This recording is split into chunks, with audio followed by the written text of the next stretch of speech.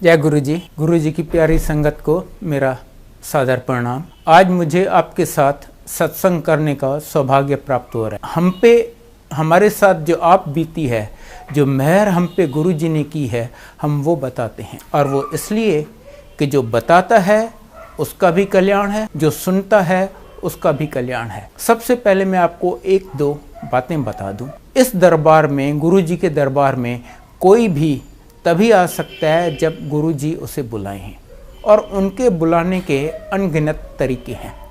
दूसरा, यहाँ पर सिर्फ दो रिश्ते होती हैं, एक आपका और गुरु जी का, डायरेक्ट 1:1। कोई भी बीच में नहीं आता। आपका माँ बाप, भाई बहन, बाप बेटा, कोई बीच में नहीं आता। गुरु जी का हर एक के साथ 1:1 डायरेक्ट रिलेशनशिप होता है, और बाकी सब हम एक दूसरे के अंकल और आंटी हैं। गुरु जी सबको अंकल और आंटी कहते हैं, और हम भी वही करते हैं। यहाँ तक कि मैं अपनी वाइफ की बात करूँगा तो मैं कहूँगा मेरी आंटी। 1997 में मेरा बड़ा बेटा 24 साल का था। उसको कैंसर हुआ था। उसका यहाँ ऑपरेशन हुआ एम्स में, न्यू दिल्ली में, जो कि इंडिया की one of the finest hospitals है। ऑपरेशन के बाद डॉक्टर्स ने कहा कि अब हम इसकी 9 महीने केमोथेरेपी करेंगे, बहुत स्ट्रांग डोजेस, पर ठीक होता है या नहीं, या अगर ठीक हो गया तो फिर 6-8 महीने या 1 साल बाद फिर हो जाती है, हम कुछ नहीं कह सकते, क्योंकि इस टाइप का कैंसर केमोथेरेपी रेजिस्टेंट है। हमने उसकी बायोप्सी अमेरिका में भी करवाई, और टाटा मेमोरियल हॉस्पिटल बॉम्बे में, जो कि इंडिया की ओल्डेस्ट एंड बेस्ट हॉस्पिटल है फॉर कैंसर, वहाँ पर भी करवाई। उन्होंने कहा इस टाइप का कैंसर तो 2-4 साल के बच्चे को होता है और वो हमेशा मर जाता है। मेडिकल साइंस में इसका कोई जवाब नहीं है। आप बेटे को भूल जाइए। जितना जल्दी आप उसे भुला दें उसके लिए भी अच्छा होगा, और आपके लिए भी। यहाँ तक कि उन्होंने हमें कहा कि कुछ मत कीजिए। अगर आपने कुछ किया तो हो सकता है आप उसकी ज़िंदगी कुछ दिन या कुछ हफ्ते बढ़ा सकें, पर आप सिर्फ उसकी और अपनी दोनों की परेशानी बढ़ा देंगे। उसको जाने दीजिए। आप समझ सकते हैं हमारी क्या हालत हुई होगी। पर अब हमें लगता है कि शायद ये गुरु जी की लीला थी हमें अपनी शरण में बुलाने की, क्योंकि अगर ये नहीं होता तो जैसी मेरी ज़िंदगी जा रही थी, हम शायद गुरु जी के यहाँ जाते ही नहीं। मैं गवर्नमेंट ऑफ इंडिया का एडवाइज़र था, और मेरी आंटी गवर्नमेंट ऑफ इंडिया में चीफ मेडिकल ऑफिसर थी। जैसे गुरु जी की मर्ज़ी, बेटे के कैंसर होने के लगभग 3 महीने बाद मेरी आंटी के किसी कलीग ने बताया कि ऐसे गुरु जी हैं। तब हम पहली बार गुरु जी की शरण गए। और सच तो ये है कि हम इसलिए नहीं गए कि हमें गुरु जी में कोई बहुत विश्वास था, नहीं, सिर्फ इसलिए कि हम मजबूर थे। हमारे पास और कोई रास्ता ही नहीं था, और कोई द्वार था नहीं जो हम खटखटा सकें। पहले दिन गुरुजी ने मेरे बेटे को सिर्फ 2 अक्षर बोले, कल्याण कीता। पर उन 2 अक्षरों में हमें क्या कुछ मिल गया, और अभी तक इस पल तक जो मिल रहा है इतना ज़्यादा है कि मुझ में शक्ति नहीं है कि मैं आपको बता सकूं, और आप सोच नहीं सकते। सबसे पहले तो मैं आपको बेटे का बताऊं। लगभग 3 महीने बाद जब उसका CT स्कैन हुआ, एब्सोल्युटली अनबिलीवेबल रिजल्ट कि शरीर में कैंसर का नामो निशान नहीं है। फिर 6-6 महीने बाद, फिर 1-1 साल बाद CT स्कैन होता रहा, और हर बार सेम रिजल्ट कि शरीर में कैंसर का नामो निशान नहीं है। और जो डॉक्टर्स कहते थे कि आप बेटे को भूल जाइए, कहने लगे आप भूल जाइए कि इसे कभी कुछ हुआ था, he is absolutely all right. फिर गुरुजी कहने लगे मुंडे दाव्या कर लो, मुंडे दाव्या कर लो। हमने लगभग 2 साल अपनी पूरी कोशिश कर ली, पर कहीं बात नहीं बनी। गुरुजी कहते रहे और हम कोशिश करते रहे। आखिर एक दिन जब गुरुजी ने मेरी आंटी को बोला मुंडे दाव्या कर ले, कहती है गुरुजी लड़की भी आप ही दिलाइए, क्योंकि ये हमारे बस का काम नहीं था। गुरुजी ने कहा ठीक है, तो पंजाबी कुड़ी दिलावांगे, हम सिंधी हैं। हमने कहा गुरुजी न्यूज़पेपर में ऐड दें, क्या करें, कैसे होगा? कहते हैं नहीं नहीं, चुप करके बैठ जाओ, घर बैठे कुड़ी आ जाएगी। अब हमें और क्या चाहिए, हम भी चुप करके बैठ गए। लगभग 2 साल बीते। जैसे गुरुजी ने कहा था, घर बैठे पंजाबी कुड़ी आ गई। आप सोच रहे होंगे ये कैसे हुआ। बेटा कंप्यूटर इंजीनियर है। दिल्ली में लोधी रोड पे CGO कॉम्प्लेक्स है जहाँ पर गवर्नमेंट ऑफ इंडिया के बहुत ऑफिसेस हैं, ये भी वहाँ पर काम करता है। एक दिन वो कैंटीन में बैठा हुआ था, एक लड़की आई, अच्छे खासे गुड फैमिली की, पढ़ी लिखी, MCA। पहले तो इससे किसी कलीग के बारे में पूछा कि मैंने उसके अंडर ट्रेनिंग की है, अब वो कहाँ है। इसने बताया कि नहीं, उसको वो तो ये ऑफिस छोड़ के चला गया है। फिर वो 1-2 बार मिली, उसके बाद एक दिन उसको कहती है कि मेरे पेरेंट्स आपके पेरेंट्स से मिलना चाहते हैं मैट्रिमोनियल के लिए। इसने बताया कि देखो ये मेरी हिस्ट्री है, मुझे इस टाइप का कैंसर हो चुका है, आज मैं गुरुजी की कृपा से ठीक हूँ, पर मैं सच्चाई तुमसे छुपाना नहीं चाहता। कहती है कोई बात नहीं। उसके पेरेंट्स हमारे यहाँ आए, प्रपोज किया, हमने गुरुजी से पूछा, गुरुजी कहते हैं हाँ कर लो ब्याह, शादी हो गई। शादी के बहुत जल्द बाद गुरुजी ने मेरे बेटे को कहा अब अपनी फैमिली बढ़ा।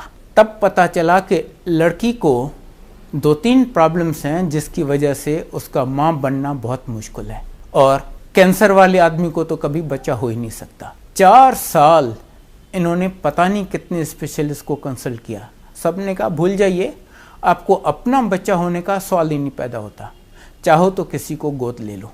31 दिसंबर 2005 को गुरुजी न्यू ईयर्स ईव सेलिब्रेट कर रहे थे बड़े मंदिर में। वो अपने हाथ से प्रसाद दिया करते थे। जब मेरी बहू को प्रसाद दिए, बोले ले तेनू दवाई देती। उसी महीने जनवरी में उसने कंसीव किया। कुछ टाइम बीता, संगत से कोई अनजान आंटी आके उसको कहती है कि गुरुजी ने हमें सपने में कहा है कि तुम्हें जुड़वा बच्चे हैं। अब देखिए, उसको नहीं पता, उसके डॉक्टर को नहीं पता, मदर इन लॉ डॉक्टर है उसको नहीं पता, संगत से कोई अनजान आंटी आके बताती है कि तुम्हें जुड़वा बच्चे हैं। फिर प्रेगनेंसी में बहुत सीरियस प्रॉब्लम्स आए, रियली सीरियस। हर बार डॉक्टर्स ने हाथ खड़े कर दिए कि ये हमारे बस का नहीं है, हम कुछ नहीं कर सकते। पहले उसको सीवियर ब्लीडिंग हो गई। डॉक्टर्स ने कहा ऑब्वियसली मिसकैरेज हो रहा है, you take absolute bed rest, even bathroom तक जाना नॉट अलाउड, आगे आपकी किस्मत। हमारे करने लायक कुछ भी नहीं है। इसके बाद बच्चों का प्लेसेंटा माँ से अलग हो गया, मतलब बच्चों को ब्लड सप्लाई, ऑक्सीजन कुछ भी नहीं मिलेगा। डॉक्टर्स ने कहा अब तो अगर कोई 1% 2% उम्मीद थी ना, अब तो वो भी गई, अब तो भूल जाओ इस प्रेगनेंसी को। पर इनकी मेहर के आगे तो कोई जवाब नहीं है। इनकी कृपा देखिए, उस हालत में भी जब बच्चों को ब्लड सप्लाई, ऑक्सीजन कुछ भी नहीं मिल रहा, प्रेगनेंसी चलती रही। वो 22 अक्टूबर को ड्यू थी। गुरुजी ने उसे डेट तक पहले बता दी 21 सितंबर, और 21 सितंबर को उसने जुड़वा बच्चे डिलीवर किए, लड़का और लड़की। गुरुजी मेरे बेटे को कहते हैं देखो मैंने एक झटके में तुम्हारी फैमिली कंप्लीट कर ली, इवन मेरे से तुम्हें फिर नहीं मांगना पड़ेगा। और मेरी आंटी को कहती है आंटी कभी वेख्या है, कभी सुनिया है कैंसर वाले बंदे नू बच्चा हो जाए, मैं तेरी डॉक्टरी फेल कर देती। ये हैं हमारे गुरुजी, साक्षात शिव जी। आप उन्हें शिव जी कहिए, महाशिव कहिए, परमेश्वर कहिए, whatever, he is the ultimate. उनके ऊपर कुछ भी नहीं है, कुछ भी नहीं। शिव पुराण में लिखा है कि शिव जी ने ब्रह्मा, विष्णु और महेश पैदा किए और उनको काम डिवाइड कर दिया। ब्रह्मा जी का काम था सृष्टि की रचना करना, विष्णु जी का उसका धर्म अनुसार पालन पोषण करना, और रुद्र का जब पाप बहुत बढ़ जाए तो सर्वनाश, प्रलय कर देना, ताकि नई सृष्टि की धर्म अनुसार रचना हो सके। ब्रह्मा जी से सृष्टि की रचना नहीं हो रही थी। उन्होंने शिव जी को रिक्वेस्ट किया महाराज ये काम भी आप ही कीजिए। शिव जी ने फटाफट अपने जैसे कई शिवगण पैदा कर दिए, सब 3 आंखों वाले, जटाधारी, नीलकंठ। ब्रह्मा जी कहते हैं नहीं महाराज नहीं, ऐसे नहीं, आप ऐसे जीवों की उत्पत्ति कीजिए जो जन्म मरण के चक्कर में चलते रहें, जो जीवन मृत्यु से डरते हों। शिव जी कहते हैं नहीं, ऐसे पापी जीवों को मैं नहीं पैदा करूंगा, ऐसे जीवों की उत्पत्ति तो तुम ही करो। मैं कभी कभी गुरु बन के पृथ्वी पर उनका कल्याण करने के लिए आऊँगा, और इस बार वो हमारे गुरुजी के रूप में हमारा कल्याण करने के लिए आए थे। गुरुजी बार बार कहते थे मैं सिर्फ अपनी संगत का कल्याण करने के लिए आया हूँ। आपको पता ही नहीं मैं कितने जन्मों से आपके साथ जुड़ा हुआ हूँ, मैं अपनी उस संगत को इकट्ठा करने के लिए आया हूँ। इसीलिए यहाँ पर कोई नया पुराना नहीं है, कोई छोटा बड़ा अमीर गरीब कोई भेदभाव नहीं है। अगर है तो एक छोटा सा भेद है। गुरुजी कहते हैं जो बड़े लोग हैं, जो अमीर हैं, वो मेरे पास आते हैं, जो छोटे लोग हैं उनके पास मैं जाता हूं। और गुरुजी सबको इतना ब्लेस करते हैं without any distinction, without any भेदभाव। जैसे आप सूरज के सामने जाएं, सूरज सबको रोशनी देता है विदाउट एनी डिस्टिंक्शन। गुरुजी भी कहते हैं मेरी शरण में जो बड़े से बड़ा पापी आ गया मैं उसे भी ब्लेस करूंगा। I am duty bound to bless. Guruji कहते हैं आपके 90% कर्म मैं माफ कर देता हूं, और वो सिर्फ एक शिव जी ही कर सकते हैं।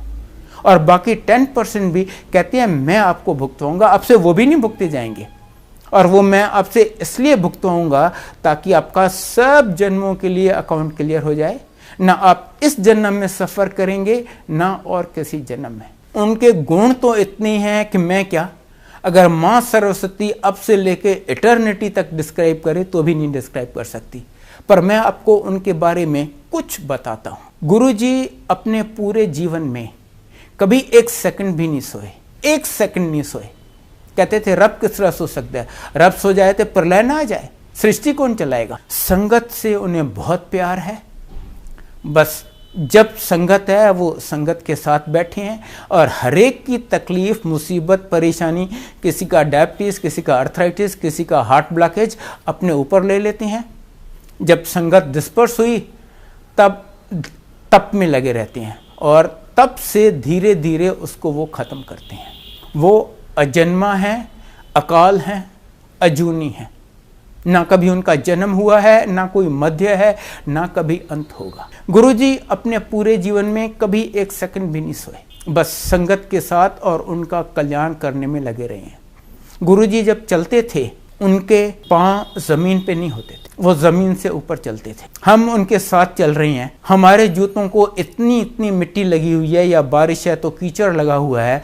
गुरुजी के जूते आप देखेंगे नीचे ऊपर से चमक रहे हैं क्योंकि वो ज़मीन को टच ही नहीं करते, उसके ऊपर चलते हैं। एक बार बड़े मंदिर के गेट पे फ्रेश कंक्रीटिंग हुई थी, तो सेवादारों ने दोनों साइड पे दो दो ईंटें रख के उसके ऊपर एक फटा रखा था कि लोग उससे जाएं, नहीं तो कंक्रीट पे सबके निशान पड़ जाएंगे। गुरुजी आए वहाँ पर, गुरुजी तो कंक्रीट के ऊपर चले गए। किसी ने देखा, उसने सोचा शायद कंक्रीट सूख गई है, उसने हल्का सा एक उंगली से कंक्रीट को टच किया तो उसके फिंगरप्रिंट्स के निशान कंक्रीट में आ गए। पर गुरुजी चल के गए, कहीं उनका निशान नहीं आया। जो बहुत सिंपल वर्ड्स में कहते हैं कि God is omniscient, omnipresent and omnipotent.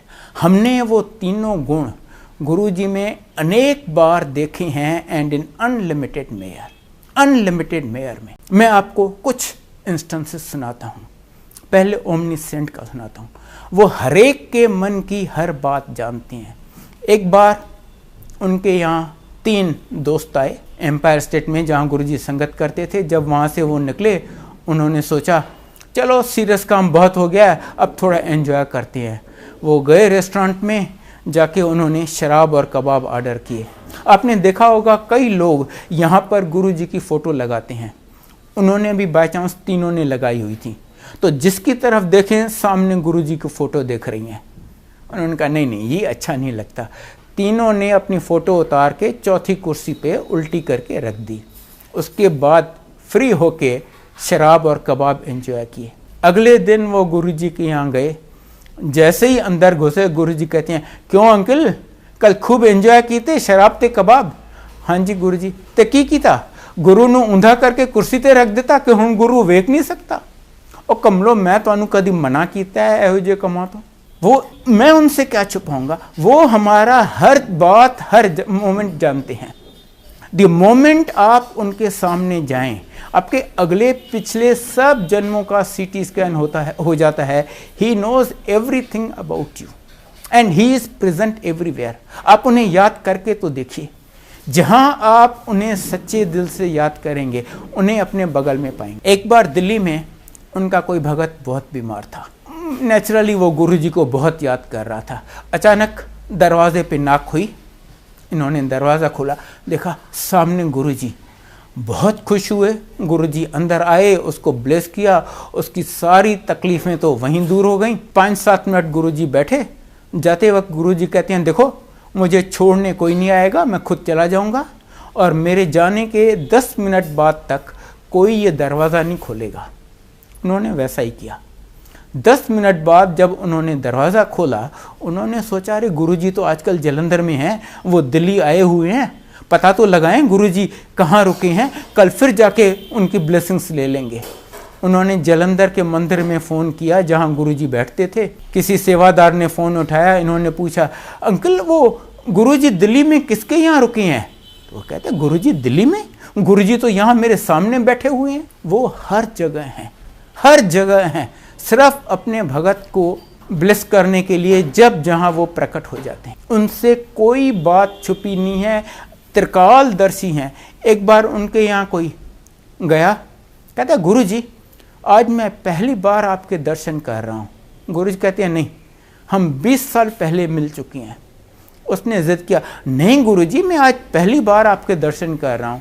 गुरुजी कहते हैं याद कर, आज से 20 साल पहले वो जो देहरादून के पास वो फलां जंगल है ना, वहाँ पर कोई महापुरुष बैठा तप कर रहा था, आप वहाँ पर गए, आप 5 फूल लेके गए, वो वहाँ पर रखे, कुछ देर वहाँ बैठे और 2 फल उठाए और एज प्रसाद उनको लेके तुम चल दिए और 3 फल वहीं छोड़ के गए। वो मैं ही तो था जिसके सामने तुम बैठे थे। अब ऐसा इंसिडेंट किसी की ज़िंदगी में रोज़ नहीं आता। उसको इमीडिएटली याद आ गया।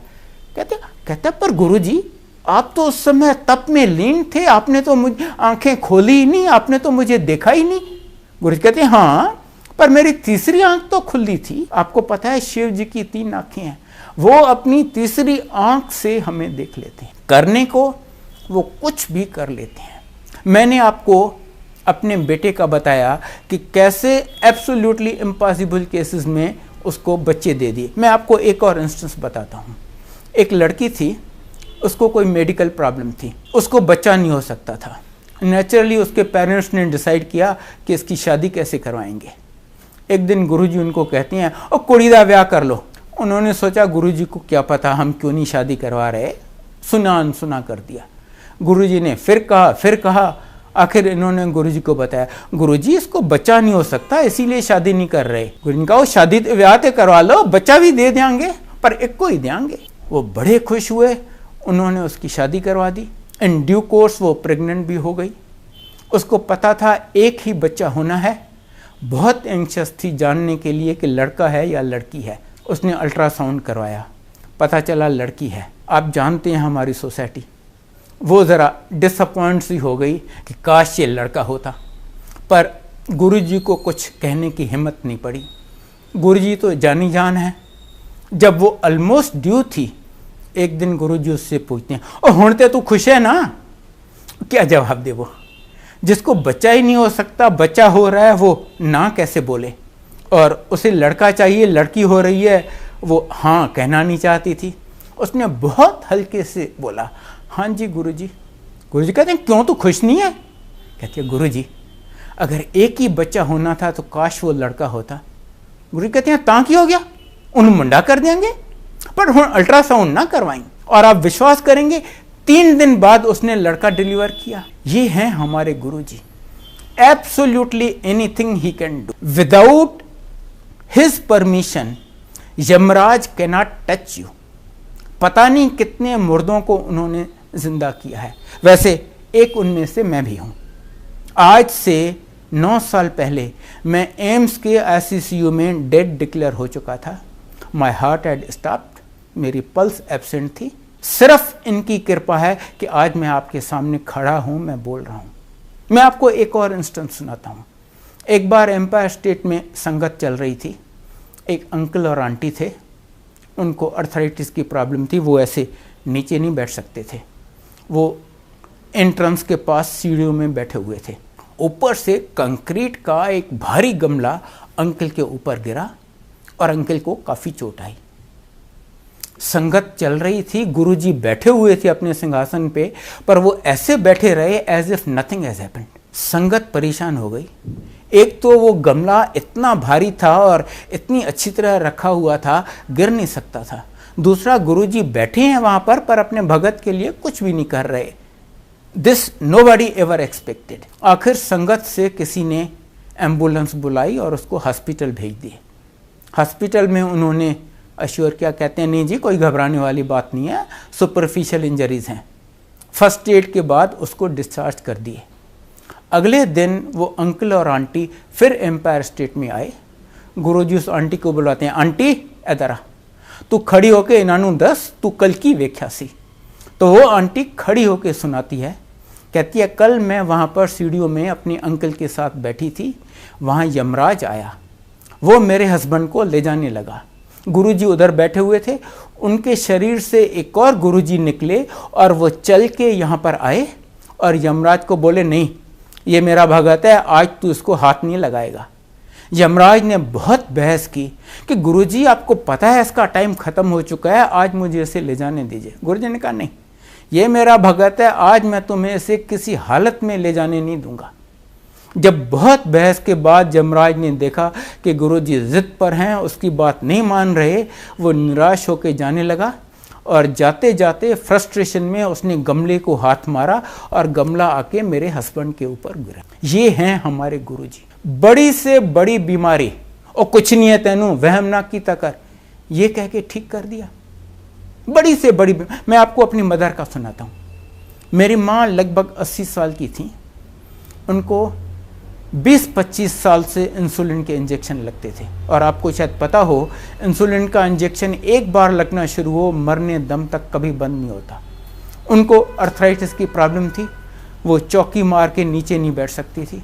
हार्ट की प्रॉब्लम थी, लिवर की, डाइजेशन की, आप जो बोलें। वो तो गुरुजी के यहाँ आती भी नहीं थी। एक दिन हमारे बहुत जिद करने पे वो आ गई। गुरुजी ने कहा बैठ जा, वो चुप करके नीचे बैठ गई। 1.5-2 घंटे के बाद जब उठी कहती अरे मैं आज नीचे कैसे बैठ गई, मैं तो चौकी मार के बैठ ही नहीं सकती। और बस उस दिन के बाद उसने चौकी मार के बैठना शुरू कर दिया। अर्थराइटिस खत्म। फिर गुरुजी ने उसको बर्फी प्रसाद दिया। कहती हाय मुझे तो रोज इंसुलिन के इंजेक्शन लगती हैं, ये मैं इतना मीठा कैसे खाऊंगी। प्रसाद है चलो जरा सा खा लिया, बाकी रख लिया कि घर चल के बच्चों को दे देंगे। 2 मिनट बाद गुरु, वहां इतना क्राउड था कि गुरुजी देख नहीं सकते थे कि किसने प्रसाद खाया किसने नहीं खाया। 2 मिनट बाद गुरुजी ने उसे फिर बुलाया, पहले से ज्यादा बर्फी दिए और बोले ये यहीं खानी है। अब वो घबरा गई, अब तो मैं फंस गई, अब मैं क्या करूं। संगत से सबने आके समझाया कि देखो अगर आप यहाँ खाते हो तो ये आपकी दवाई है, घर जाके खाते हो तो मिठाई है। उसने वो सारी खा ली और रिजल्ट ये हुआ कि 8-10 दिन में उसका इंसुलिन का इंजेक्शन लगना बंद हो गया। डॉक्टर ने कहा diabetes is well under control, रोज एक टेबलेट खा लिया करो।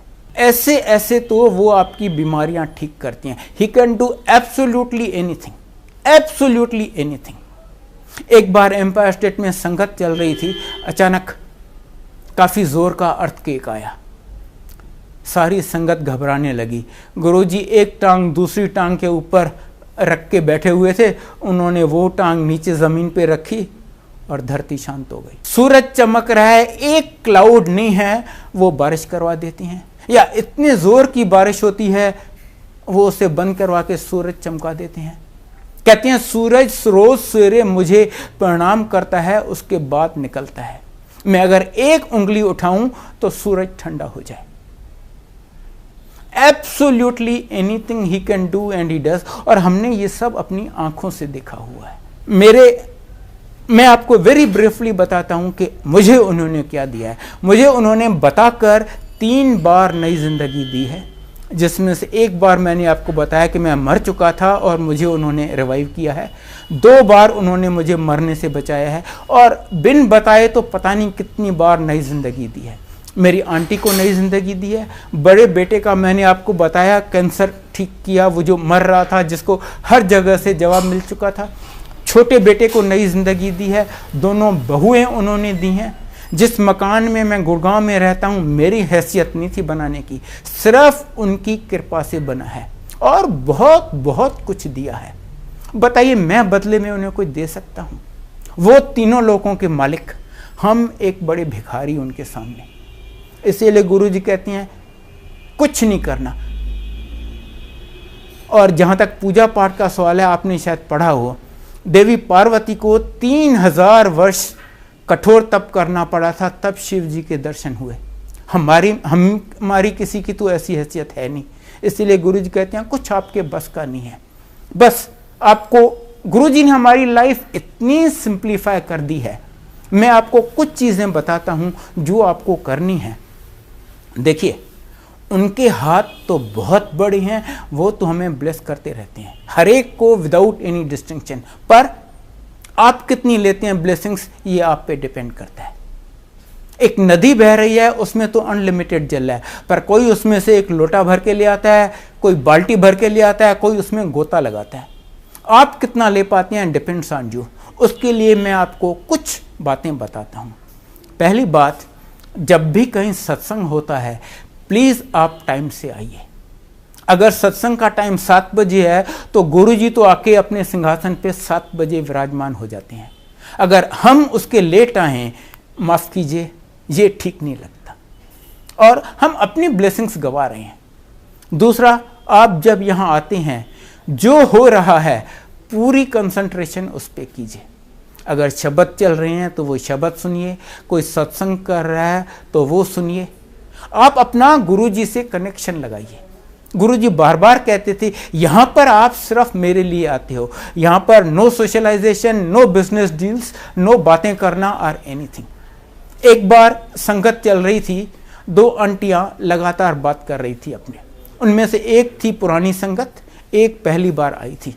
गुरुजी ने एक बार उस पुरानी संगत की तरफ देखा भी, उसे जेंटल हिंट दिया कि देखो तुम ये ठीक नहीं कर रही हो, पर वो बातें करते रहे। जब लंगर खत्म हुआ और वो नई वाली आंटी चली गई, ये पुरानी वाली आंटी गुरुजी को कहती है, गुरुजी उस आंटी को बहुत प्रॉब्लम्स, बहुत तकलीफें थी, वो मुझे सुना रही थी, अब मैं कैसे नहीं सुनती। गुरुजी कहती हैं, अगर वो तकलीफें तुम्हें सुनाने के बदले वो शब्द सुनती, उसकी सारी तकलीफें वहीं दूर हो जानी थी। ये है शब्द की इंपॉर्टेंस। आप सिर्फ गुरुजी से कनेक्शन कीजिए, उन पे थोड़ी श्रद्धा रखिए, उनको प्यार कीजिए, उनसे कनेक्शन कीजिए। कनेक्शन का मतलब हर बात में आप उनको याद कीजिए। अब मैंने आपको बताया कि बैठ के पूजा पाठ करने का हमारा कोई औकात नहीं है।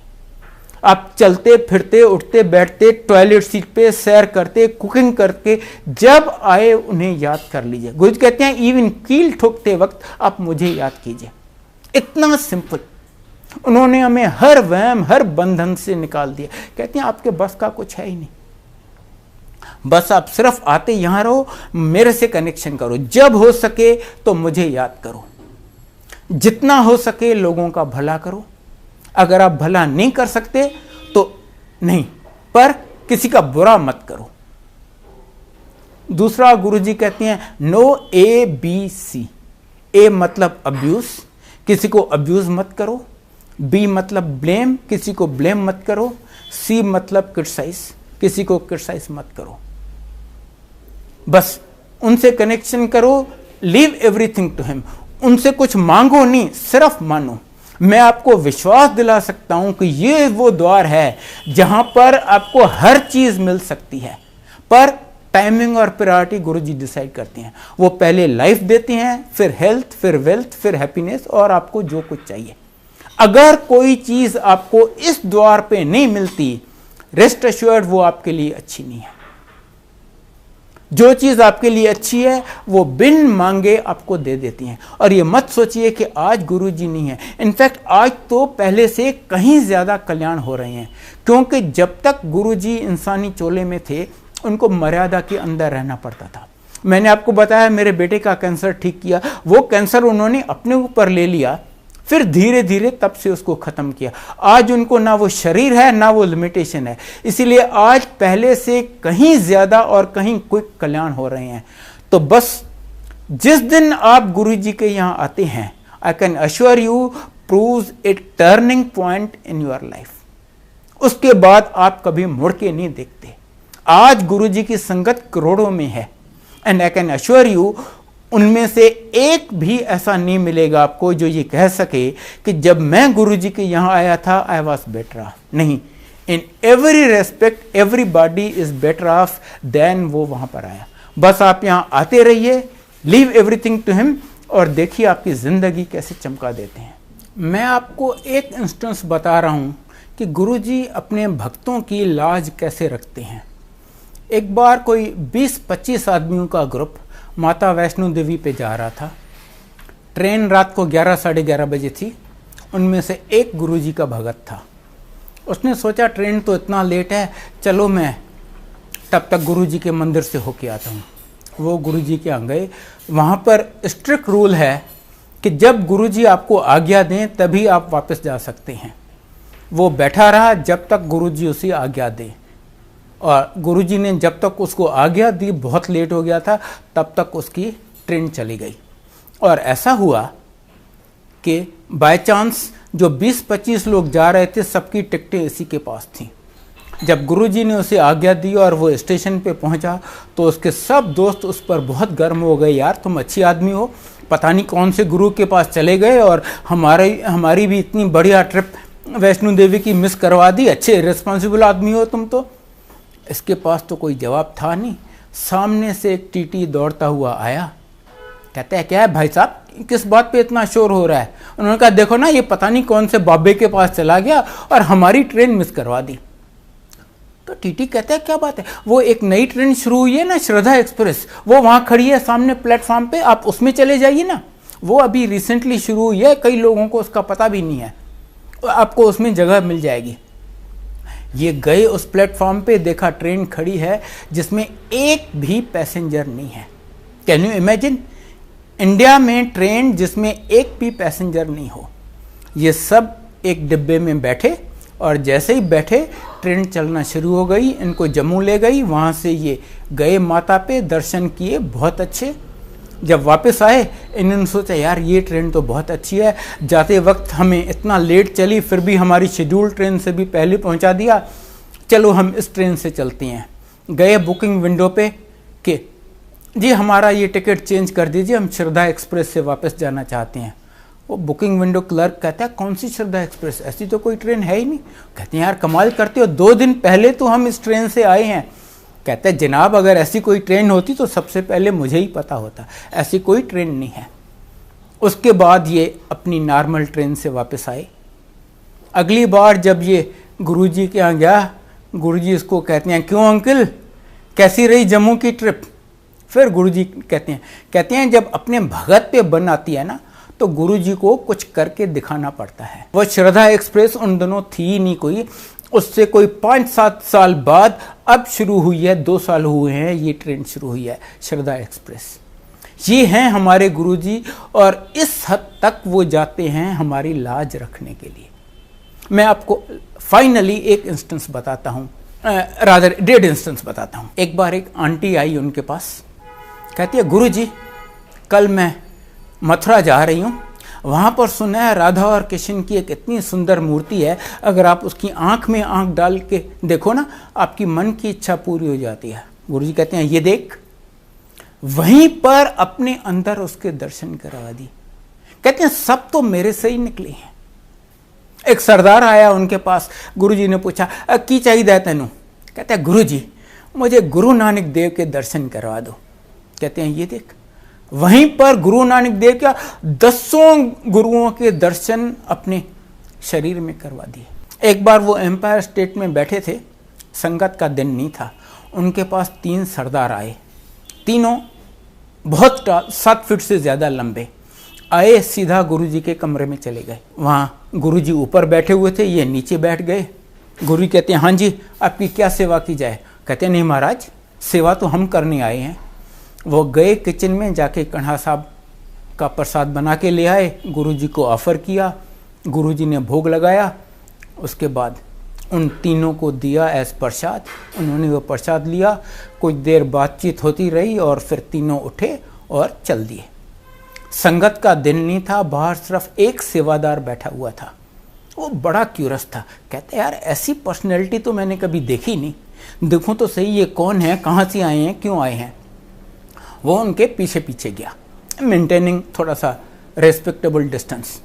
जहाँ ज़रा सी टर्निंग आई, तीनों गायब हो गए।